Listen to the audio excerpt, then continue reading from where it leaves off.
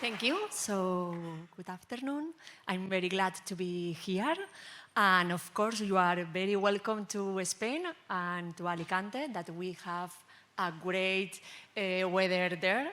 And I think you will enjoy it. So today I'm going to give two insights into two issues that I love and that we have been working during the last 3 years, and that is storytelling and humor applied to advertisement. So how many of you are interested in the communication area or marketing area? Not too much? Yes, okay. So we have a big, big challenge. And I'm going to show you why, if it works. Yeah. So, once upon a time, in Polish, something like "Dau no temu," in my sweet Spanish, "había una vez." How many times have you said or heard that word? I don't know in your case. I have 2 children, and every single day I have to read a book. And of course, I select books that has a message for my children about love, about respect, and about different issues. And do you love stories? No? Yes? Yes? Yes. Everybody loves stories. From the beginning of the humanity, stories have become like a mechanism for passing our culture from one generation to the next generation, and of course, for learning. Thomas spoke before about our brain, and science has shown that stories activate different parts of our brain and help us to remember facts. And according to neuroscience, these stories are a very powerful tool to simulate situations that we can live and to prepare us to them. So, and that is because of the mirror neurons that Thomas said before. And I don't know in your case, but when we are watching a horrible movie or an action movie, we breathe faster, our heart races, and we feel like frightened for the character, for the victim, and this is because we copy that emotions, and we did that with the presentation of Thomas. If we saw a good story, we imagine ourselves in that story, and we learn about it. And I don't know you, but I love action stories, and sometimes I'm thinking, if somebody comes to my house and is trying to kill me, what can I do? So I have to pick my children, we have to find a safe place. So that is what we do with stories. And why stories are so important for communication? Because we have a big challenge. I don't know that if you are aware, but some authors speak that we receive between 3,000 and 5,000 ad impacts during our day. So that illustrates very well how difficult it is to communicate with our target. And we have as well other issues that make it difficult. The first one is that we are in an environment full of competing companies, and it's really difficult to find the differences because the quality of the product is almost the same. The second one is that you are a very smart consumer, and of course, you are very informed. You love do the research of the products that you are going to buy. And in my case, my husband, if he has to buy something, sometimes he knows more about the products than the person that is selling it, because he looks for all the characteristics and even compare shops. And the last one is that we hate advertisement. How many of you, in fact, avoid advertisement? Me. My children only watch Disney Netflix and HBO because we don't want that kind of advertisement. So how difficult is for companies connect with their target? And for that, we need to use stories that excite us, that make us feel good feelings that Thomas was saying, and that makes us enjoy. And research has shown that narrative ads are better remembered than non-narrative ads, and as well create a positive attitude our brands. So that is because of the mirror neurons that we have said before, and of course because us as humans love stories and use them to to teach our children and to teach other things. So I'm going to show a very short ad that represents very well how advertising is changing, and it's really curious that for first time we are talking about a fast food ad that don't speak about food. Oh, we don't have audio. We have, thank you. We were at the table by the window, the view. Spoke a lot of words, I don't know if I spoke the truth. Got so much to do. God, don't let me lose my mind. Trouble on my left, trouble on my right. I've been facing trouble almost all my life. I said it was love and I did it for love, I did it for you.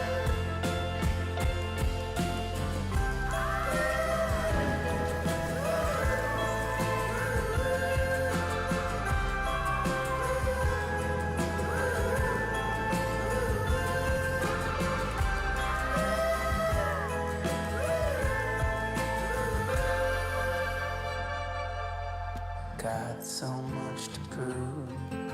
God, don't let me lose my mind. So ads that don't speak about food and car ads that don't speak about cars.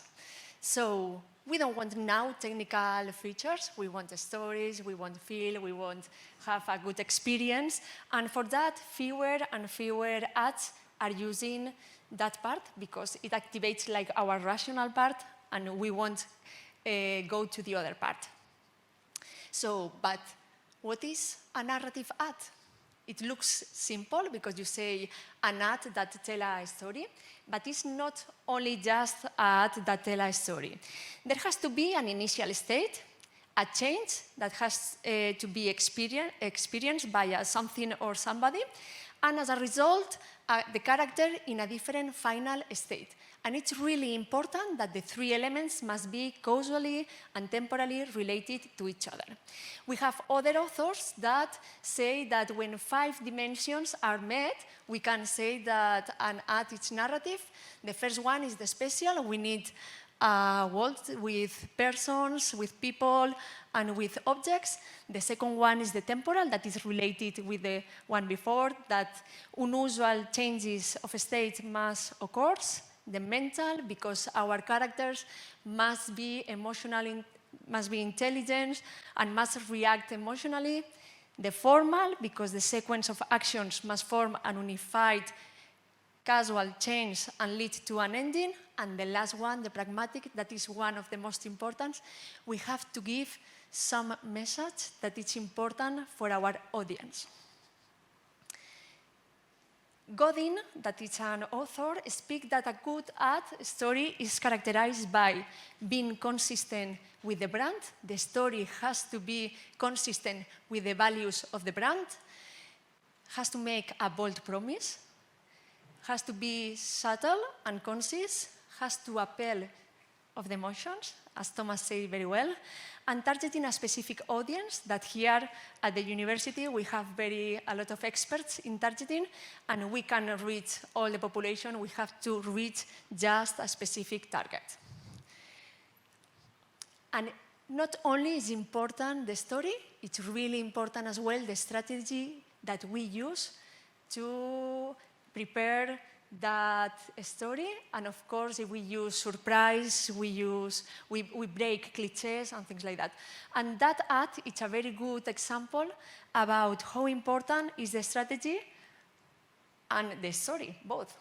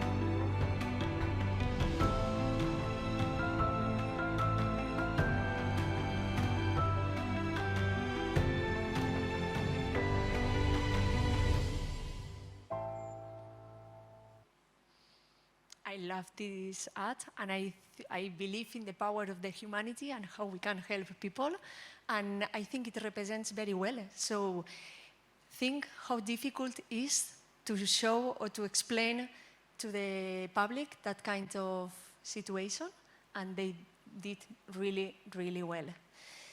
So, with my colleague María Jesús Ortiz from the University of Alicante too, we have been analyzing different ads. We start analyzing the ads that are in a festival that is called El Sol. It's a festival of, I don't know if you know it, it's a festival of Spanish speaking countries in Spain, the most important content, and we take all the ads and we analyze them to trying to understand what makes an ad good, a good one. So, and we observe two things very important. The first one is that almost 71% of the ads are narratives, so they use storytelling. So the best ads in Spanish are using storytelling. And the second one is that we love, at least in Spain, in the Spanish-speaking countries, we love humor, and we think that it's a powerful tool. But if I ask you, sorry, what makes you laugh, what do you say?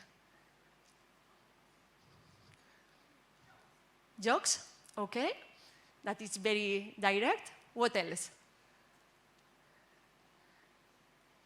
Nothing? Think about it. It's more difficult than it seems, because we laugh for many things, but what? Sorry? I'm okay. Anything else?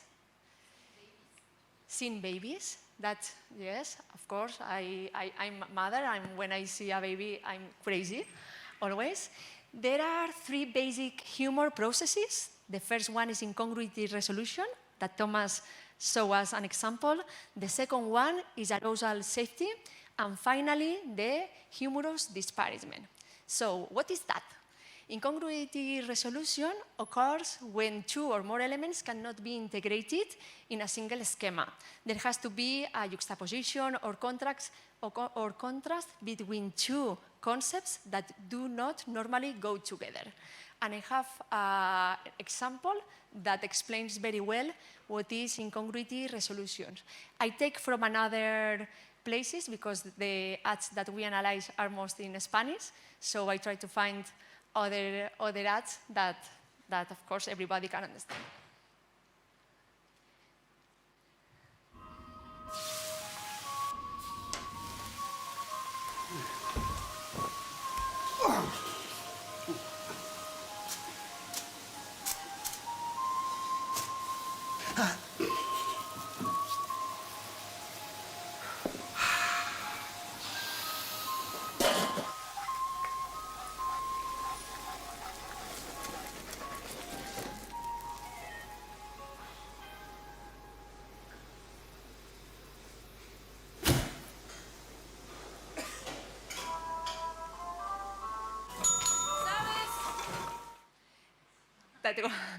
I don't know if it's a good example or not, but I'm sure that you can understand the two contexts, the sauna and the kitchen, and how the combination makes us laugh.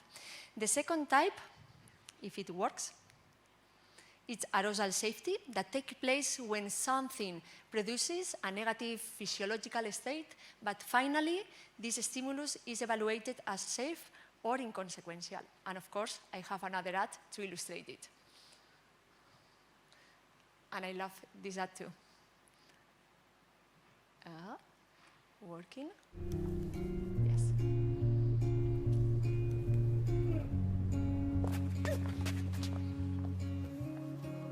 I'll drop and speak a charm, sing the weather in your heart, and the weight from on your tongue.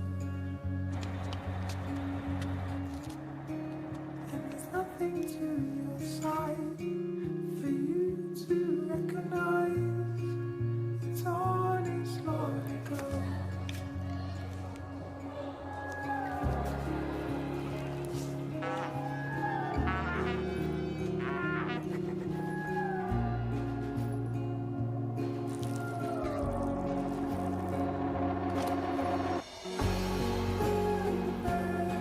Dreams are never met. Expressions would never think right.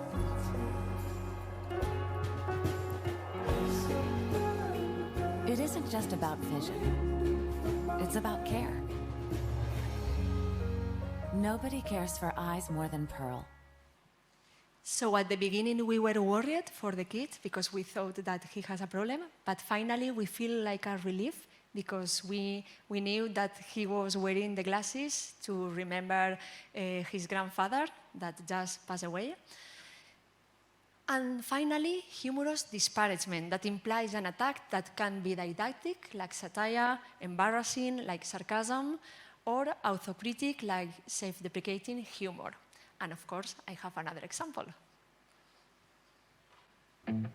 In Spanish, but you can Normalmente en Just Eat siempre pedís vosotros. Nosotros os vamos a pedir una cosa, que no pedimos nada nunca. Si puede ser que os pongáis mínimamente decentes para abrirnos la puerta, porfa. Que nos hemos encontrado cada cosa.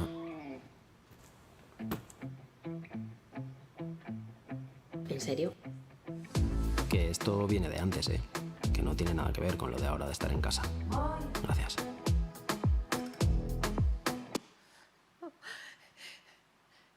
Really funny. So that three processes give us 5 kinds of humor: comic wit, sentimental humor, satire, sentimental comedy, and full comedy. Comic wit use incongruity, sentimental humor use arousal safety, satire use incongruity and disparagement, sentimental comedy arousal and incongruity, and finally full comedy bring all the 3 processes together. And as I told to you, we are doing different research about the use of humor because we think that it's a powerful tool not only for advertising, as well for your presentations and for all the communications that you have to do. And we saw that incongruity, of course, is the most used processes because we compare as well with other studies from the USA and Greece. And in all the countries, they are using the same processes. And we find something that I think is really curious, is that the Spanish-speaking countries use more humorous disparagement. We love satire, we love sarcasm, and we are all the time laughing about ourselves.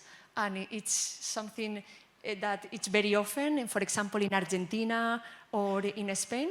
And we observe that there are some cultural issues that makes us different in some country and in another. And I think next step for us is compare the different countries in Europe, because we are like very close, but we have many differences in the way we have our relations and we communicate. So just a message, if you want to do a good presentation, as Joanna do with her story, if you want to have a good communication with your target, you have to use the stories and you have to make the audience love and dream. So thank you very much and see you in Alicante.